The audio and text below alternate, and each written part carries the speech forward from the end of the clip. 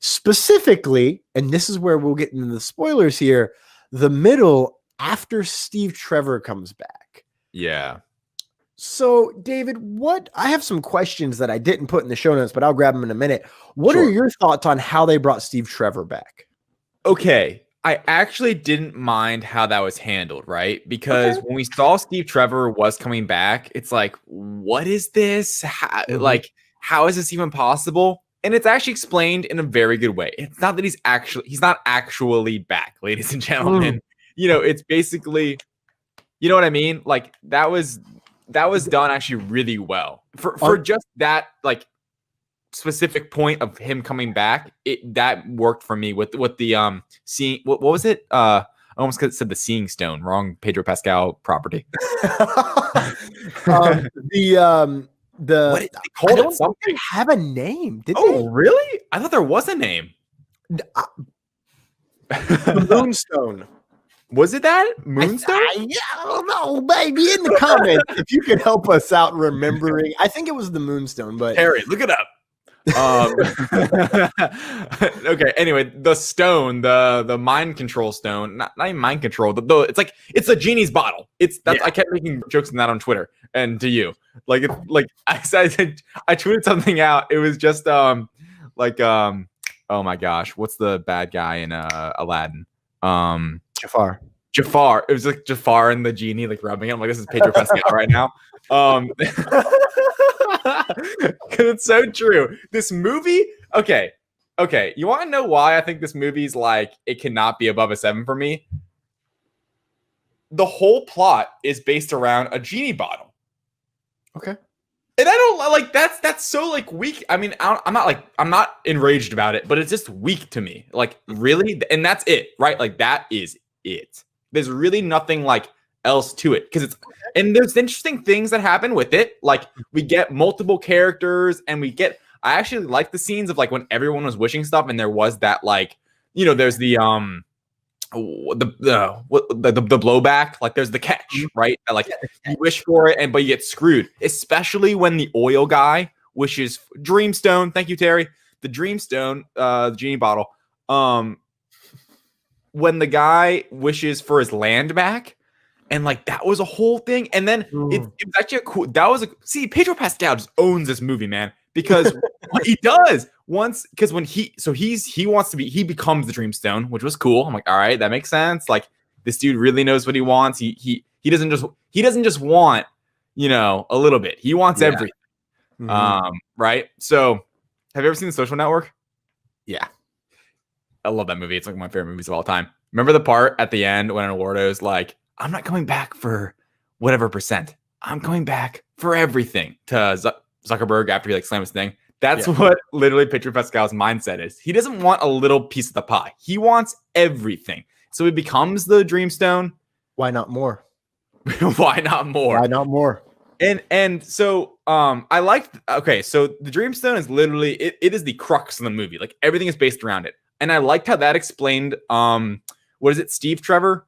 Yes. Steve Trevor's return, because it's not actually him. It's just like what she wanted, and now so I read that as to anyone else, he doesn't look like Steve Trevor. He looks like that dude. You know what I mean? But to only Gal Gadot, he looks like Steve Trevor, right? Yeah. That's how I interpreted it. But I looked at it as his soul embodied that body, which, I'm not going to try and make a stringent tie to soul, but I will, having being an existential human being, perhaps that is Steve Trevor's soul reincarnated into that dude's body. And for that period of time, he remembered his past life. In my head, right. In my head, another way of putting it is like his consciousness took over that body. And that's really what happened, right? And then he's back, he has all his memories, he's like, I don't know what happened, like blah blah blah. So, and I like that reunion. It was fine. See, my biggest gripe with this film, honestly, well, I guess there's two.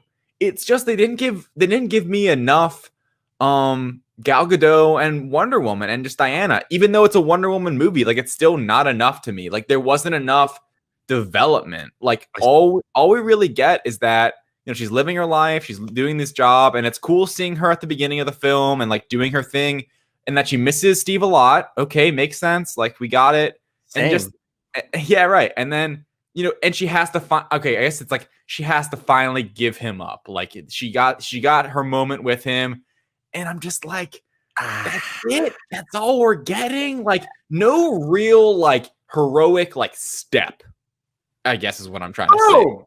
Like, like in other comic book sequels, there's like this hurdle or step after you like become who you are, and like there really wasn't that much here, and it's upsetting. And I'm also upset that Kristen Wiig, after she's introduced, she gets, like we said earlier, texting the short end of the stick. Yeah. Once she's becoming Cheetah, and once she's wished to be like Diana Prince, which was a cool like, oh, I get it now. She's becoming this and that. She really, I mean, it just from that point on, it's just Pedro Pascal's movie. It's all about Max Lord. It's all about him being the Dreamstone. It's all about him taking over the world. And it's like, I mean, and that's why I don't have it that low, just because. But the problem is this movie's so long that all of it isn't Pedro Pascal, which is really good, and his plots even. But anyway, I just think that they focused way too. They didn't like. I liked what you said. How on paper it probably looked like it would be evenly placed, but when you're actually watching the film, it's long. First off, like parts in the middle could have been trimmed. I think we deserved more Wonder Woman in the suit doing Wonder Woman things. Yes, I would have like. And even I had a coworker, fellow writer at the Direct, out before I had even seen the movie, and I was upset by it just because not that it spoiled me. But it was a gif of her swinging on the lightning, and he's like, "Dang, I wish this was during like a big action scene." And I'm like, "Oh, it's not." I mean, it's cool because she's like doing the whole like, "Oh, I'm kind of flying and stuff," but it wasn't like she wasn't whipping it to like go somewhere. Really, she was just like doing it to do it. I don't know. I actually think Gal Gadot and Chris Pine have pretty good chemistry. I liked the return of them. Like I get why they wanted to do that again and bring him back in a way. But I'm just sad that Diana Prince's only real development after this movie is her finally getting over him. Like there should have been more to it. It's a fun flick. Like it's really honestly there's not. Once you really dive deep into it, there's not really much here. Like, in my opinion, I don't think, like, compared to, like, an MCU film, we can sit here and break it down. We have a movie from 5 years ago that I just watched, and it's better than I've ever seen it because it sets up so much. So that's basically it. I also wanted to quickly, I want to get to you, Thomas. I'm sorry I'm talking too much. You're good, because I have, like, an exact bounce off from that. I have a whole list for that exact reason that you were just talking about. I'm like, I'm ready, dude. I just wanted to say right before you go, Kristen Wiig, Barbara, whatever, Cheetah, Minerva. She is literally Jamie Foxx's character from The Amazing Spider-Man 2. A cooler version, but still. Yeah, it's very like it's that trope, right? It's a trope. It's a nerdy like scientist. Oh, everyone hates me. I want to be better. I want to be more powerful. Boom, I am, and I'm a cheetah, or I'm Sparkles. Anyway, I actually did not hate the CGI of Cheetah as much as other people did. I thought her face actually looked all right. No, I thought. I think everyone's issue is it looked like her face was implanted on something else, because I noticed that. Yeah. But it looked fracking awesome. And I was very excited to see how they did Cheetah. How she became Cheetah.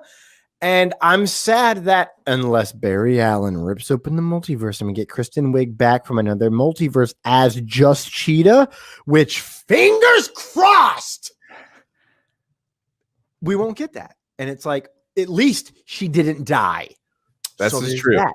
However, also, maybe she is now going to be like, anyway, I don't want to speculate on Wonder Woman 3, which has been confirmed. Welcome to the news segment of this entire thing. News segment over. Continue. I want to bounce off what you were talking about there, because I have two major issues with this movie. So okay, I guess 2.5, because one is, 0.5 is Pedro Pascal so good that everything else is just like, eh. I feel like there was a lot more of Cheetah, or of Minerva and Kristen Wiig developing into Cheetah, losing her humanity along the way. But Max Lord's stuff was so good and so emotionally powerful and so emotionally. I mean, the film kind of hinges on his emotional journey through the film, which I'll get to, in a moment, because that's soapbox number one right there for me. I feel like they cut a lot of stuff from her, because every script is long, and when you film a script, you add in certain things that you want to try. And so this is a 2.5-hour movie, and the middle, the first act is fracking amazing. With the opening scene, you say that she cheated, or that she was being crafty, Diana. I say she cheated, really, she cheated, but I say she had a shortcut, and it's an amazing analogy and foreshadowing for the rest of the film and the moral of the film. Right. So like, that's why if you watch that scene, you'll understand the rest of the movie, and you have to go through some really boring stuff in the middle. That is, I mean, it's not all boring, but there's enough stuff there that is just boring enough where you're like, it putzes for a bit there. It does putz around. Honestly, my favorite stuff, I like watching them, Diana and Chris Pine wake up in bed. I'm like, okay, cool. And then they get to like the clothing montage, and I'm like, oh, awesome. So it's like low, high, okay, low, high, low, high, low, high. And it's just kind of like that in the middle. Yeah. And then you get to the end. To me, being a college educated idiot, it's like a reverse bell curve. You're here, you start out high, and then you kind of dip down in the middle, and then it's like, whoa, Nelly. Now we've come to the emotional climax, and everyone better be crying unless you're a robot. So you liked the end? Oh my God. Wait till I get to it. For sure.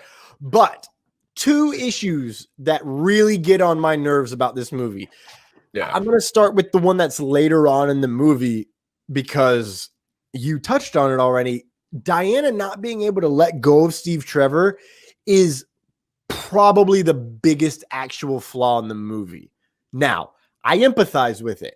When I first watched it, I didn't really see much wrong with the film at all. Like, I really didn't. I was like, oh my God, I'm so in it. Right. But being able to take a step back and having time to digest and everything. It was Christmas. Yeah, things were jolly and good. Well, I'm like this on. I loved Green Lantern the first time I saw it. All right, so give me some break. All right, I love movies. I love comics when they do certain things in comics or in comic book films. I love it no matter what. Like, I loved Thor. I love Thor: The Dark World, and I still skip through parts of Thor: The Dark World just to get to the good parts, because that's what I remember. Right. I'm similar, especially like an excited like opening night crowd, which I didn't get for Wonder Woman.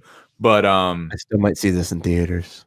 Yeah, honestly, that's, if I'm gonna watch it again, it would have to be in theaters. Yeah, because that'd be like more worth it, and it'd be a different experience. And exactly.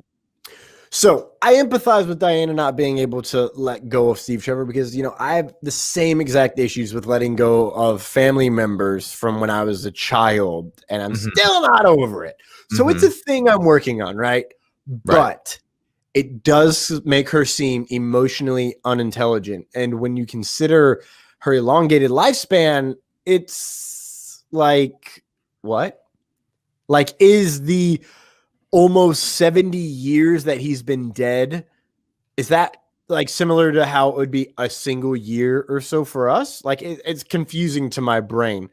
And I also really don't like it because it's a serious trope in superhero films, right? Right. Oh my God, I'm all powerful, but yet I can't get over this dead person. But 3 people died in this fight, and I never think about them.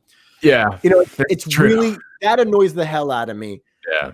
I do understand it's meant to humanize her, but she was already humanized. Her heart is what humanizes her to us.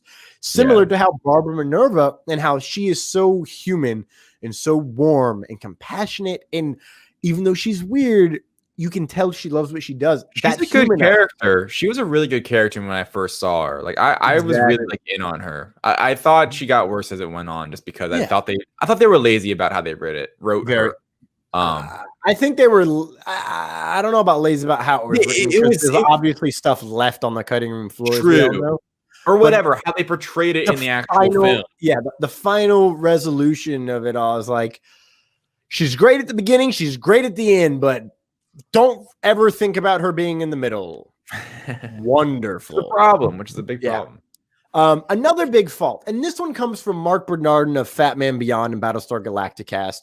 Yeah. He pointed out that DC is called the Chocolate City, especially in the 80s. And it isn't because of Hershey bars, brother. Let me tell you that. Representation in this movie is horrible. Absolute crap. Really? Okay. If you go back and watch, look at how many white people there are in Washington. And I reached out to Randy to ask him if he saw it, because I really wanted to get, he grew up in the DMV, so I wanted to get his opinion on the representation of the extras in the background and all of that, comparative, especially the ones whose faces we actually see on screen. That's what I mean by representation. All of the main characters, except for Pedro Pascal, are white. 100%. Yeah. So then you go to the secondary. But yeah.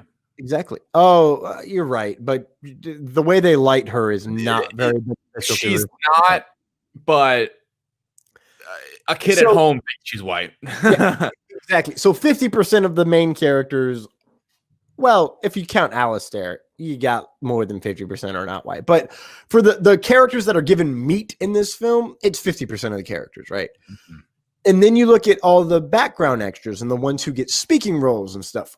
There's the little girl in the beginning and the cop in the end who's just like, I don't know what to do.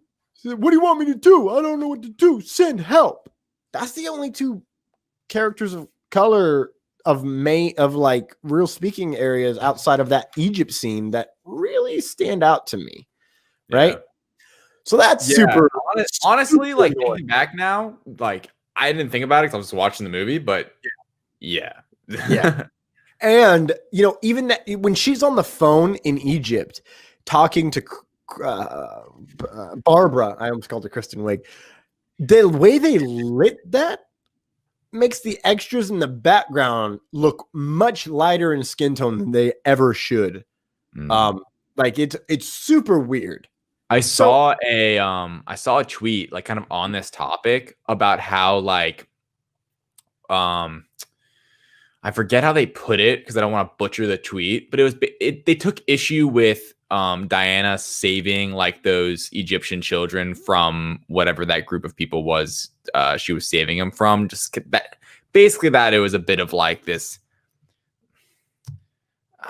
I forget how exactly they put it, but like American propaganda of some sort, like in that sense. And I was like, interesting. I don't know. Just on that topic, I saw some tweet and had like a ton of likes, and I was like, okay. People got opinions, bro. I don't know. Wonder Woman would save everyone. That's my response to that. True. I don't know. See, I'm butchering the tweet, I think. But even if that's the main plot of the tweet, it's Wonder Woman, dude. She would save everybody. Right. Similar to Captain America would save everybody. Not that I don't think it was challenging that, but just that they like, they went out of their way to show a scene like that, or that was like how they wanted to tell the story. I don't know. I mean, let's be real. She saves almost more kids directly than she saves adults. So I think I love the mall scene. Fun fact. We haven't brought that up at all. I love that scene. Okay. Here. Okay. We'll dive into it. Dangling the child was very ham-fisted. Literally dangling the child over the rail. Oh, that was terrible. Right? But boy, does it make you hate Mustache Guy. Like, yes, son of a bee sting. That was so good. Because even his guy's like, what are you doing? Yeah. What are you doing? And he's like, I'm not going back. And I'm just like, shoot the guy in the back before he drops the kid. Like, seriously? Like, before he threw her over the rail, I'm like, I'd have shot him. I wouldn't have even given it. I'd have been like, nope, boom. Put me in jail for shooting a dickhead. I don't even care. I'm not going to prison for child endangerment. There are rules, man. You don't want that in prison. Anyways, I don't. Here are some great things that I really loved about this movie. The subtleties of the wish and how they introduce it with the wind in the very beginning, I didn't catch on until middle of the second act with the wind means, oh, your wish has been granted. It's so subtle when she's holding it and the wind blows and she goes, I do. And it's like, oh, snap. Like that's when you go, oh, she wished for him to come back, which you obviously understand later on. When I was first watching, I'm like, okay, yeah. When that happened, I'm like, okay, that's how they bring him back. Like, all right, cool. Yeah, I thought that too. I was like, oh, that's how they bring him back. But I didn't catch the wind was the tell. Like that was the tell. That was kind of the visual cue, the genie bottle action of this movie. I'm telling you, man, this movie is like it seems like it was made in the 80s. It is an 80s movie. Like it feels like an 80s movie, which sometimes is a great thing. Sometimes I don't think it's the best thing in the world. But 80s were wild times. Ask my parents. I think Patty Jenkins did nail the 80s vibe of it. Like point blank. Good or bad, I think it does a good job of hitting that 80s vibe. Yes, very, very much so. All right, diving into more good things. I'm going to try and get through these before I hop on the soapbox, and hopefully I won't cry at all because then it'll take forever. Max Lord wanting to be the Dreamstone was highly unexpected, and I very much loved it. Spoiler alert. We're in the spoiler. We have the spoiler graphic. Oh, we've been in the spoilers. Good. I'm just waiting for the spoiler graphic up. I really loved that. And my final big major quick point is the invisible jet. Ah! I lost it. As soon as she started waving her hand, she's like, oh, she's like, there's a way to make things disappear. And I literally leapt forward off the couch and slammed my hands on a glass coffee table. And everyone looks at me. I'm like, oh my God, they're doing it. And they're like, fuck are you talking about? And I was like, just wait. Yeah. And they're like, you're creeping me out. And I was like, shut up and watch that movie. And they did. And I'm like, the whole time, because Patty Jenkins has been very adamant that she would not do the invisible jet unless she could explain it in story, in canon. They explained it pretty well. Holy shoot, baby. Like ability she might have like to play with. I didn't know that was I don't know if that's new. Is driving it, like flying the plane, makes it even better. And it looks like it's only a one-time thing, which for me, good enough. Like I always wondered how they'd make the invisible jet a thing. And the way they did it hit this nerd in all of the ways, and possibly my favorite no, we're not done. Possibly my favorite thing of, quick thing of the movie. Like this was my definite nerd geek out moment where I would have screamed if I were watching alone, because unexpected, like so did not expect that. And then they fly through fireworks. Like that looked beautiful, dude. Like that's a literal dream to fly through fireworks. Yeah. I may have asked some pilots if that's healthy. They said no. Which honestly, I already knew that. You never know. Now, here are some two very, very, very big points that I really want to get into. First off, I have to preface this by saying this is why I don't want kids, bro. All right. Okay. Alistair Lord has one wish, and it's to spend time with his dad. Man, like that. This is why Max Lord and Pedro Pascal are the emotional core to this movie, because his kid, which is meant to empathize with children, right? And let's be real, I never grew up, so I'm still a kid. I totally get that. You just want to spend time with your family and enjoy the time you have with them. And to him, nothing matters more than that. That's the reason I don't want kids. I'm a workaholic, as I've said plenty of times, and my nephews tell me enough already how much they want to hang out with me, right? And see me more. And they're now they're 13 and 10, and I don't make enough of an effort to take days off from work, right? I can feel it bubbling up. So, like when I work like 5 to 12 jobs at a time, just kind of depending on what's happening, and I get paid for like 2 of them. So that doesn't always work out in my favor. So when I do get a day where I'm not busy and I need to recover, I do my best to have some silence so I can cry in peace from being overly anxious all the time. And I usually have to like get drunk or do something to not think about all the work I'm not doing. Right. And Alistair, to me, probably more than Max Lord now, honestly, now that I think about it, is the emotional core of this movie. And it really breaks my inner child's heart that I've become James Caan's character from Elf.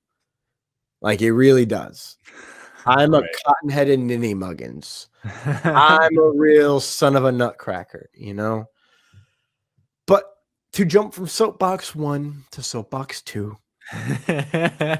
aka my final review, this movie does have its flaws, as we've mentioned, but here is why I really do love this movie. Max Lord's backstory, which you don't find out until the final 15 minutes before credits roll, maybe, it's really, to me, it's not that much different from my childhood. Yeah. You know, of abuse, of a violent household, and of an upbringing of guilt and emotional. Basically, I was being yelled at and punished all the time, whether I did something or not. So then you find out he's the weird kid who doesn't fit in. And to me, I was the weird kid who didn't fit in, right? Right. Wishing I was worthy of love and of achieving my dreams, and wishing I could have it all, only to realize at the last minute, when on the edge, or oftentimes past the edge, I already had everything I wanted from life, from this life. Hashtag soul quote. Hashtag soul. Hashtag soul quote. You know, like, personally, I've overcome my past. I've become an actor, a voice actor, a writer, director, rapper, singer, a loving person to my friends and family, even if it is in my very weird, eclectic, and aloof way. A podcaster. And a podcaster, yeah, which I didn't know was even. I always wanted to be on the radio, right? Do I sound like I'm on old timer radio? First down, Notre Dame. No, to the Notre Dame Gunnels. First down, Florida State. What is it? Parrish is pulverized by Stanford Samuel. Greatest moment I've ever seen live in football. Maybe. But, you know, I create content that people Wait. Not the time when we played intramurals and I was playing quarterback and I was just dicing it up. That wasn't the greatest moment you've ever witnessed? No, that was the greatest moment I ever experienced. Live, bro. I'm talking watched with my eyeballs. With my head balls, you know what I'm saying? Yes. Good. Honestly, because of all the concussions, I forgot about that. Like, I know, right? David being a quarterback when he's like, I'm not a quarterback. I'm like, I'm not either, but I had a 3-touchdown, 3 incompletion game. Let's do it. But, you know, I get to create content that people enjoy. It may not be the whole world yet, but people enjoy it. And bringing smiles to faces has always been my number one goal in life. Dressing up as Thor, I get to be a big bearded kid, and I get to educate the future generation through my nephews, who, again, I don't spend enough time with. Thomas, get your shit together, bro. And I've inspired, this is the part that really kind of gets me. I've inspired my friends, our friends from the gym to follow their dreams. And I didn't even know it until, you know, 3 or 4 or 5 years after I started becoming an actor, that is why they started doing what they did. And the child in me always wants more. But upon self-reflection, oftentimes, man, the inner child wishes he had less. Less stress, less work to do, more time. Always wants more time now. I feel that. Before, I just wanted to be an adult, but now I wish I had. Amen, brother. So this movie, through all of its flaws, it does what it set out to do. It reminds you that there are no shortcuts. It teaches you grief is hard and is so incredibly important to go through. And it teaches that every moment means more than you realize it means in the moment. And you can learn things from so many things in a day, in day-to-day life. And the little things are what's most important when you're living life. And I'm going to close it out with this quote straight from Diana Prince. Spoiler alert, if you haven't seen the movie, it's going to set you up for the whole film. This